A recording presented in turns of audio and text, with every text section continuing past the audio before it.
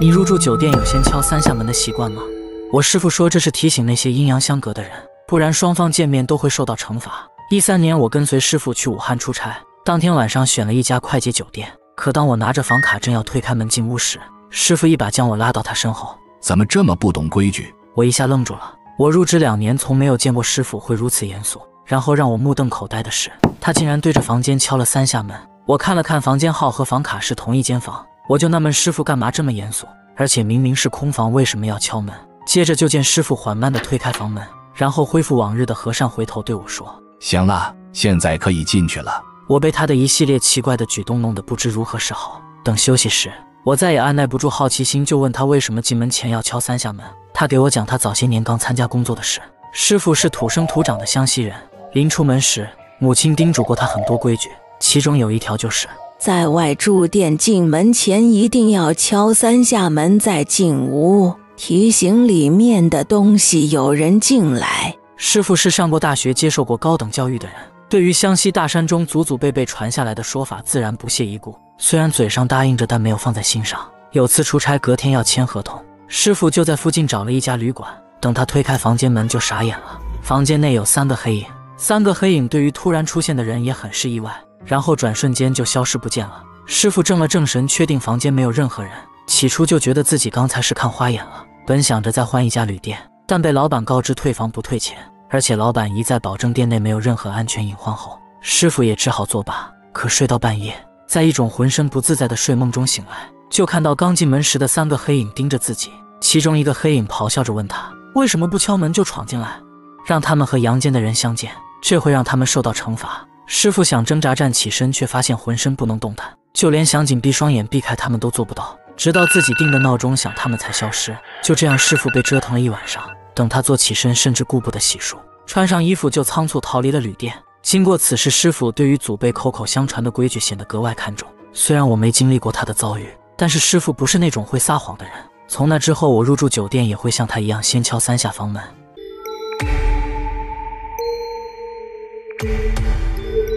都说半夜遇小鬼，不死也得脱层皮。事情发生在95年的吉林通化柳河县，村长李忠平和朋友在酒桌上多喝了几杯，骑车往家走的时候越走越害怕，是因为回家要经过一条山路，必经之路有一处乱葬岗。别看30好几的人，却是出了名的胆子小，而且路上也没有一个过往的人。他心里就开始埋怨自己不应该吃这顿晚饭，想着自己只要不瞎看，早点路过这片乱葬岗就没事。可越怕什么就来什么，自己拼了命的蹬，可自行车变得特别沉，像是有人在后面拽着。明明是一个下坡路，甚至还没有步行走得快。李忠平下意识地转头往后看，直接让他整个人头皮都麻了。自己车后座上爬满了各式各样的小人拽着车子，而且不少小人从后座往前爬到自己身上，很快小人爬满了他的全身。李忠平只觉得自己的呼吸都开始变得异常困难，张大的嘴却怎么也喊叫不出来声音。就在李忠平不知如何是好，旁边出现一对年老的夫妇。孩子，你不要去看他们，闭上眼快走，要是再不走就真的回不去了。李忠平也不知道这对夫妇是什么时候出现的，但面对老人的庄严，连忙紧闭双眼，脚上用力拼命地蹬着自行车。开始依然很吃力，但随着时间流逝，那种负重感慢慢消失。李忠平回到家躺床上就再也起不来了，紧接着身上的皮肤一层层结痂脱落。懂行的先生说，半夜遇小鬼，不死也得脱几层皮，没死已经算命大了。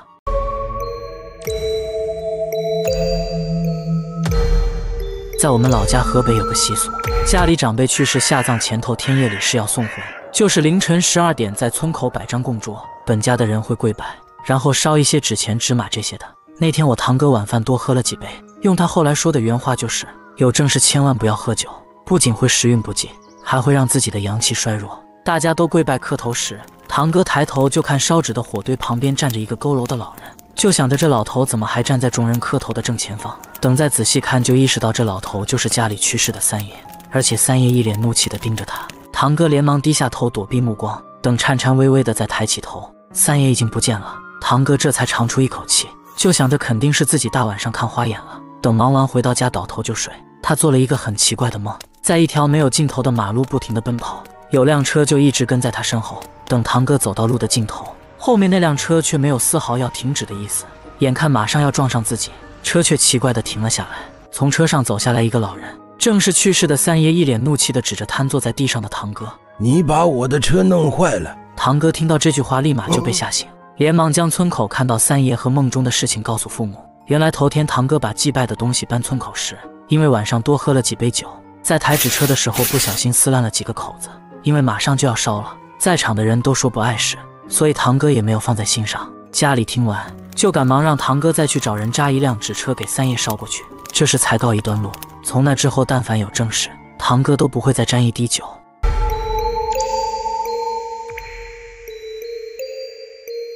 清明节那天，是去世好几年的邻居送我回的家。我只记得那天在学校捣乱，被老师留下来打扫卫生。等打扫完，就听到外面响起了打雷声。因为和同学不同路，等我往家赶的途中就下起了雨。我冒着雨往家奔跑时，脚下被绊了一脚。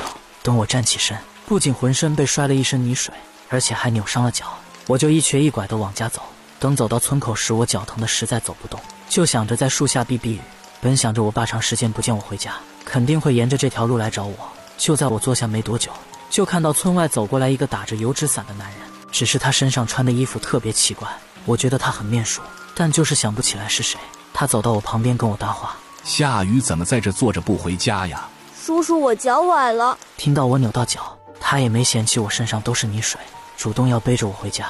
路上他还说小时候背过我，我就是想不起在哪里见过他。他把我送到家门口，我正要转头给他道谢，却发现他人已经不见了。等我把校服脱了，才发现自己脚脖子上有一个黑手印。等转天我一瘸一拐上学时，我碰到邻居小白，我瞬间想起来昨天送我回家的男人就是小白的爸爸李忠平。可小白的爸爸已经去世3年了。我毫不避讳跟他说，昨天我脚崴是他爸送我回来的。我从他脸上并没有看到任何诧异的神色，他只是轻描淡写地跟我说，昨天是我爸的忌日。从那之后，我对下雨天产生了一丝恐惧。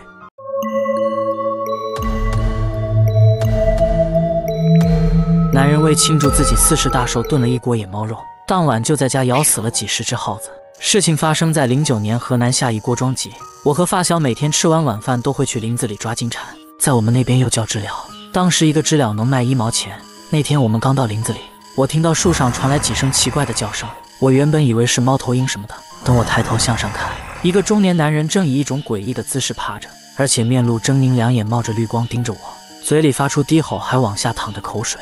我看他正要扑向我，连忙在地上捡起一根棍子防身。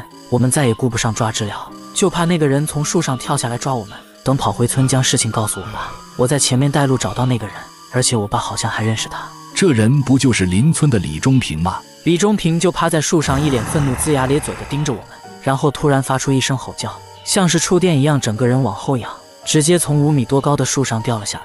好在我爸他们2个眼疾手快，跑到树下，让他缓冲一下，才掉在地上。这时我才看清他浑身都布满了伤口，最后喊来他家里人把他接了回去。后来我听我爸跟我讲，李忠平看了很多医生才治好。他之所以在树上跳来跳去，是前段时间在南方打工时吃过别人做的猫肉，他觉得很香。出事那天正好是他40岁生日，他说要给家里露一手，做个英才，想着野猫的肉更香，就跑坟地抓了一只野猫回来，然后在家里煮了一大锅猫肉。但家里除了他没一个敢吃的。听我爸这样说，我这才觉得他那天趴的姿势和表情很像一只愤怒的猫。